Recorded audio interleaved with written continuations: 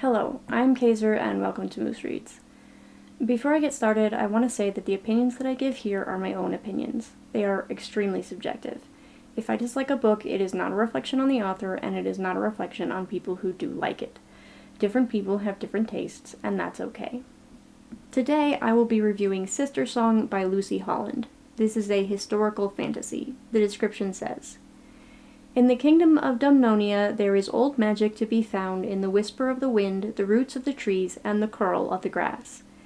King Kador knew this once, but now the land has turned from him, calling instead to his 3 children.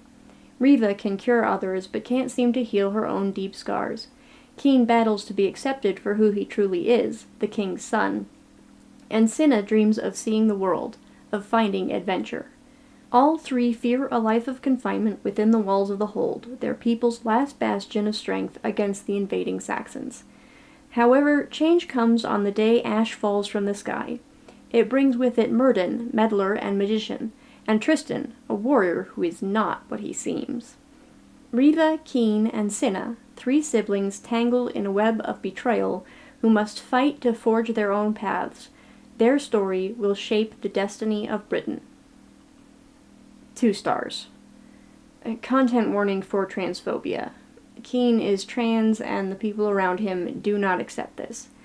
There is one scene in particular that is absolutely brutal, and if characters being misgendered gives you trouble, I definitely wouldn't recommend checking this book out.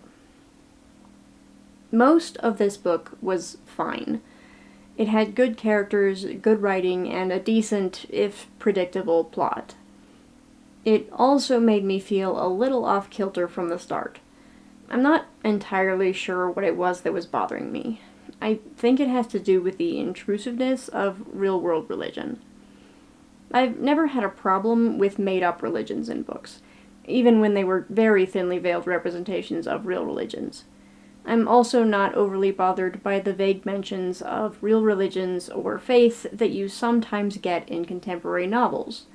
A lot of people are religious, and having them say they're praying for a sick friend isn't that big a deal. It's incidental. The religion in Sistersong is not incidental. It's pretty much half the plot. See, the characters all come from a pagan religion. I want to say it's Celtic, but I don't think it's ever stated directly, and I'm not nearly familiar enough with most religions to be sure. Their people have always been able to do real magic because their gods grant them power. Now, however, Christianity is spreading, and their father, feeling like their people are stagnating and need to make a change to keep up with the rest of the world, has invited a priest to come convert everyone. The 3 siblings, however, are resistant to this new religion, and it causes problems. Needless to say, if you've got a lot of religious trauma, this probably isn't the book for you. Weird feeling aside, however, I was perfectly prepared to give this book 3 stars.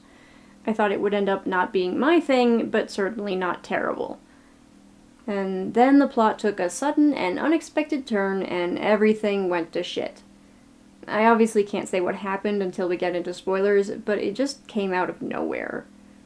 I'm not sure I can even call it a twist, to be honest. It isn't like it turned our understanding of the people and events on its head, as is generally the point of a twist. It just derailed the story in a way that was completely unexpected. You might think this is a good thing. After all, predictable books can get pretty boring. But no. What this event did to the rest of the plot really didn't do it any favors. There was also a drop in the quality of the writing after that point. There ended up being 2 major problems that kind of got hand-waved in weird ways. I just didn't like this one. That's it for no spoilers. If you don't like spoilers, now is the time to pause or close the video. For everyone else, let's talk details. So, Riva was badly burned as a child in a fire she believes she caused through carelessness. At some point, the book starts hinting that there might have been someone else there, and it's eventually revealed that it was Cinna. All of the siblings have some magic.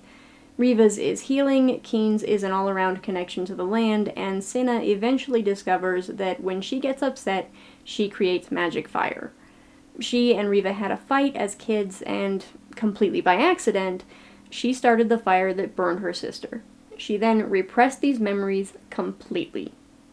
Riva, throughout the book, has been getting cozy with a stranger who rescued her when she got lost.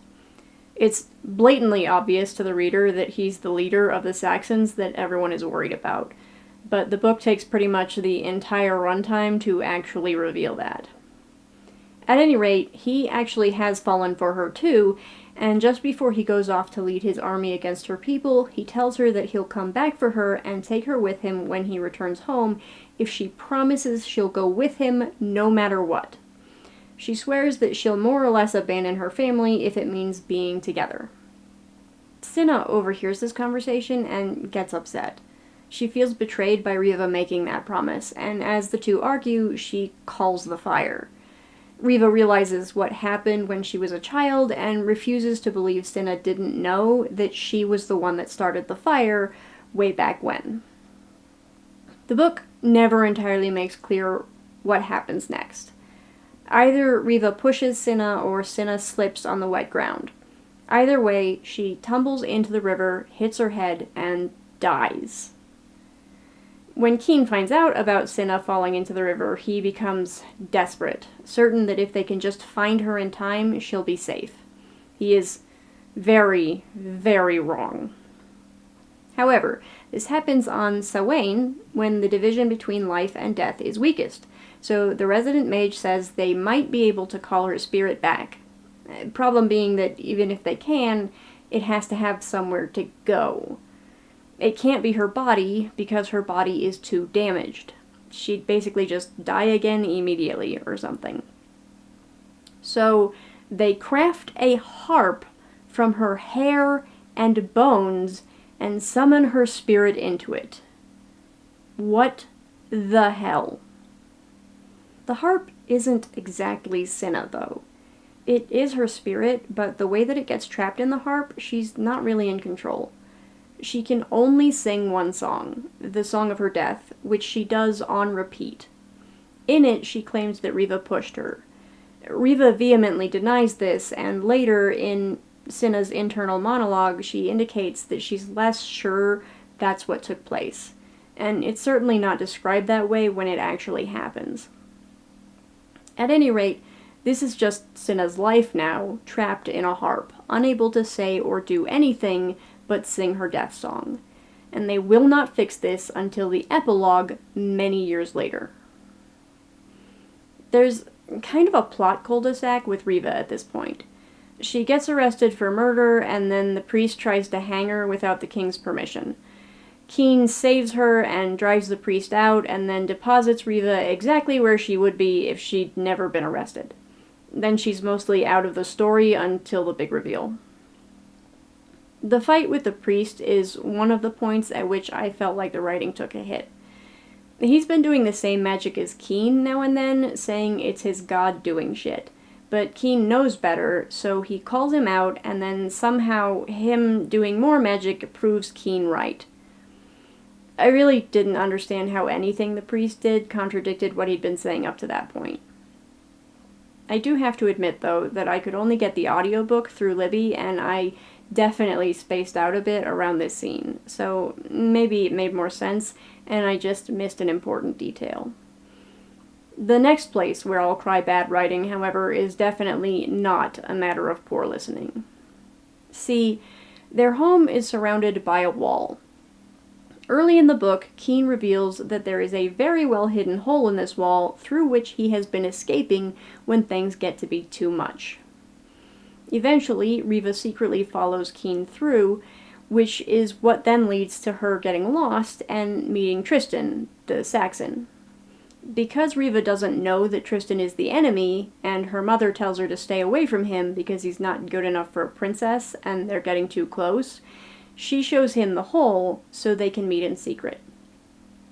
So obviously he's going to exploit this weak point when he comes to attack. Except, just before the battle, Keen decides to shore up this weak point by packing it full of earth using his magic. So it's off the table. And then Tristan exploits it anyway. This made no sense whatsoever. and deliberately writing away the threat so it could still be a surprise when he came through it just felt cheap. The explanation they give is that Riva gave him a necklace before he left that was basically the corpse of a will-o'-the-wisp, so it helped to channel magic, and since he was wearing it when he attacked, it just dissolved the magic in the dirt. There's two reasons this explanation doesn't track for me. First, there shouldn't be any magic in the dirt to dissolve. Keen used magic to put the dirt there, but it's still just filled up with dirt, same as it would be if they did it by hand, but faster. And second, they say more than once that the Saxons basically kill magic just by existing, so the magic talisman shouldn't help him at all. At any rate, while Keen, now Constantine, and his army are focused on the enemy at their gates, Tristan and his smaller force slip inside the walls. This is where we get the reveal, as Tristan stumbles upon Riva and she recognizes him. I'm not sure if Holland expected this to be a surprise or not. I certainly hope not. There's a confrontation between Constantine and Tristan. His name is also something else at this point, but I forgot what it was.